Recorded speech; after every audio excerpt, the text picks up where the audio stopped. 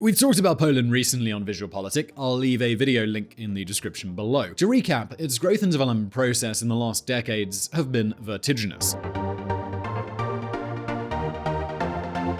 Since 1992, the Polish economy has grown at an average rate of over 4% per year. Compared to other European nations, Poland has been one of the most prosperous countries, sitting just behind Ireland, Estonia, and Latvia. In fact, even though it may seem surprising given their historical circumstances, Poles are already within the European average in terms of poverty risk. In other words, Poland has been one of the countries that has best managed to digest the political, economic, and social transitions that the former Soviet bloc countries had to face after the USSR collapsed.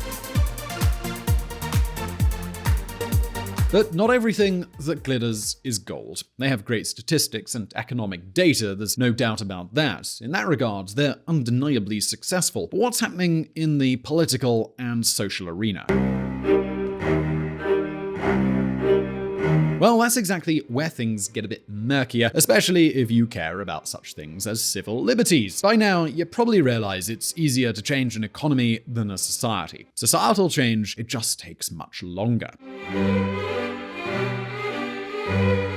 As we'll see, Poland, along with Hungary, is probably the most conservative and traditionalist country in the entire European Union. This might give you a bit of an idea.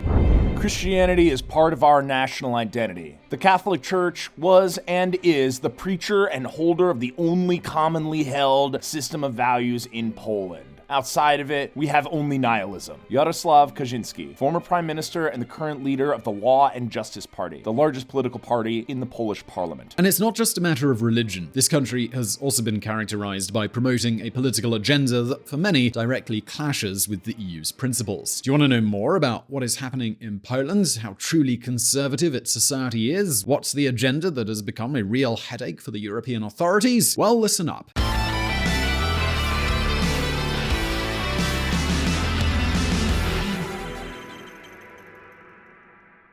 Basically, if you're not Catholic, white, and straight in Poland, you might get into trouble. It's safe to say that in one way or another, you'll feel outcast by a large part of society, and also by the government. Poland's ruling party fuels anti-LGBT sentiment ahead of elections. Polish election. Leader of Poland's Law and Justice Party targets gay rights as threat to society. In this country, rejection of everything beyond the traditional Christian family model is very present within Polish society. For example, in most European countries, the government's main party calling LGBT people a threat to society would be unthinkable. However, here it happens every day. Poland is just kind of like that.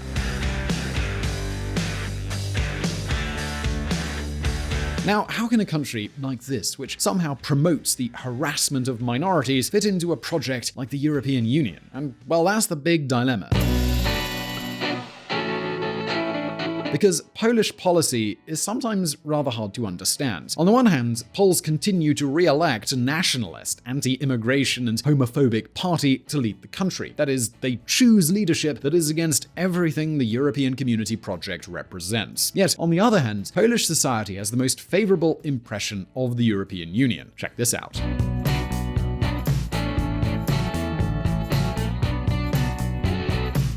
Of course, it's one thing to like the European Union, and a very different one to be willing to comply with the guidelines that emanate from Brussels. So check out how the Poles are going with that. EU top court. Poland broke EU law with judicial reform. Poland-Hungary broke EU laws by refusing to host migrants. Court advisor. Poland defies Brussels by vowing to stick to coal. Poland plans to prioritize curbing its reliance on Russian energy, and so continuing its dependence on coal over signing up to the EU's net zero emissions target, and a move that is set to put Warsaw on a collision course with Brussels over climate policy. The European Union strives to make fair rules for its member states, and when it comes to the crunch, Poland goes rogue. But if they don't agree with the EU recommendations, how can it be that Poles have such a favorable opinion of the European Union? Well, we're going to answer that question, but we're going to take it step by step, because believe me when I say that Polish politics is, well, rather crazy. It has been more than 2 years since Brussels called Poland out over its alleged undemocratic drift. So could Poland be turning towards authoritarianism? Well, that's the first big question, so let's take a look. Będziemy walczyć o to, co najważniejsze. o wolność, o godność, o demokrację, o Polskę w Europie, bo to jest najważniejsze. Polish democracy in check. It turns out there's one thing that's much more important than Poland's loyalty to the European Union. I'm talking about the health of democracy. The truth is that today Polish democracy isn't in a good place, and that's rather worrying. What has been most alarming has been the Polish government's increasingly personalist shift. For example, there's been the attempt of Jarosław Kaczynski, the PiS party leader, to reduce the retirement age of the Supreme Court judges from 70 to 65, which would mean kicking 40% of them out. Naturally, they would need to be replaced by other judges, one likely to be on good terms with the party. This situation became so serious that the change was halted by the European Court of Justice as they considered it to be a clear attempt for political control over the judiciary. However, despite all of this, the government has continued to move in that same direction in many ways.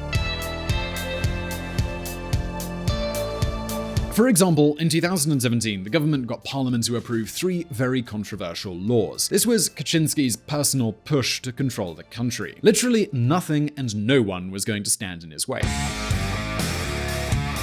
Basically, the 3 laws not only intended to grant legislators enormous power over the judiciary's general counsel, but also gave the justice minister himself, who, by the way, is also the attorney general, the right to appoint local court judges and chiefs. You can imagine what this would mean in terms of political control over the courts.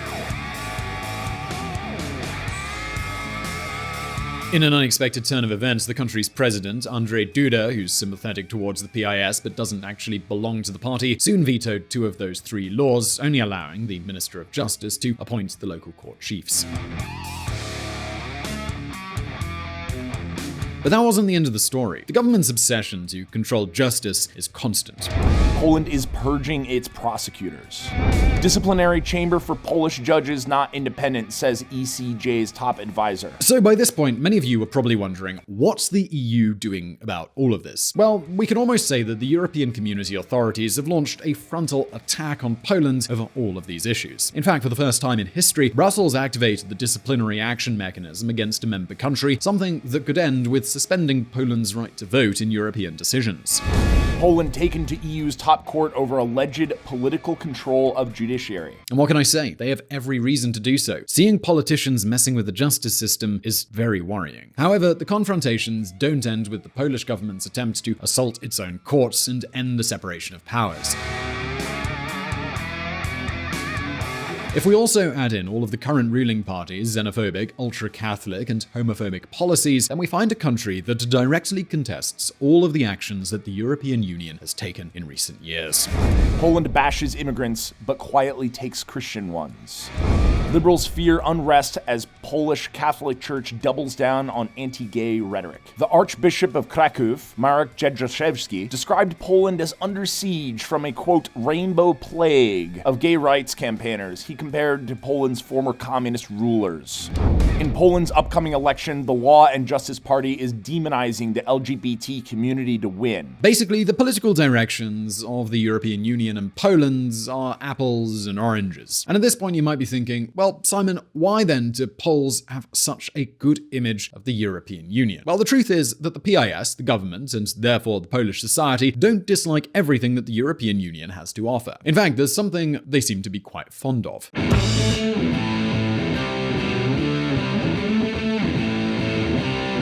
Money. Everyone loves it. Criticizing the EU in Europe isn't unusual. It happens all over. But here is where Poles take the cake. Complying with community regulations regarding political and judicial guarantees, respecting minorities, or accepting the 6,200 applicants that Brussels assigned to Poland in the distribution of refugees within the community, well, that's not happening. But money, oh well, money, that's a whole other thing. The EU's money is of course well received. It's welcomed with open arms and a huge smile. And we're not talking about small change here. Since Poland joined the EU, it has received more than $110 billion in community aid. The European Cohesion Fund alone has awarded Poland more than $85 billion for the 2014 to 2020 period to finance infrastructure projects such as highways and railways. In fact, Poland receives more funds from the Cohesion Fund than any other EU country. As a side note, contrary to what is usually claimed, this type of aid wasn't key in Poland's economic takeoff, not at all, but it did help.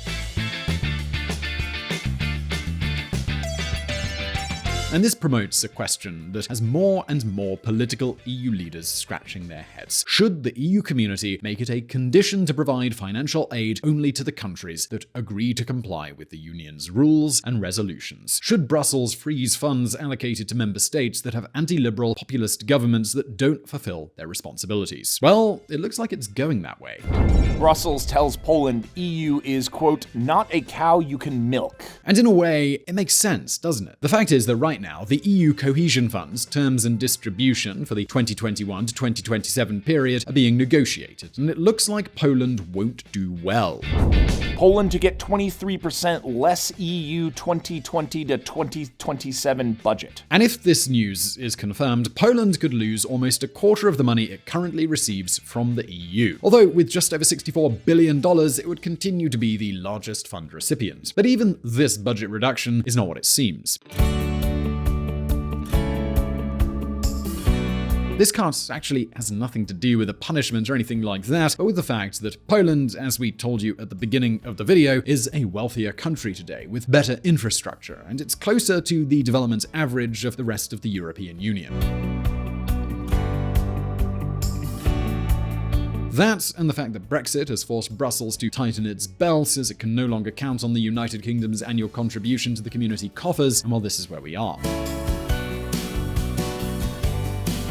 In any case, this raises a question. Given Polish society's political tendencies and its enormous divergence from the path that Brussels has set, wouldn't decreasing Poland's funds slowly push this country further away from the Union? Won't the Polish nationalist parties just exploit these cuts as proof of community interference? And the most important question of all, are Polish and Hungarian policies, Eastern European policies, even compatible with the European Union? Well, leave your answer in the comments section below, and I really hope you did enjoy this video. Please do hit like if you did, and don't forget to subscribe for brand new videos. Also, please do check on our friends at the Reconsider Media podcast. They provided the vocals in this episode that were not mine. Also, this channel is possible because of Patreon and our patrons on that platform. Please consider joining them and supporting our mission of providing independent political coverage. And as always, I'll see you in the next video. Będziemy walczyć o to, co najważniejsze. O wolność, o godność, o demokrację, o Polskę w Europie, bo to jest najważniejsze.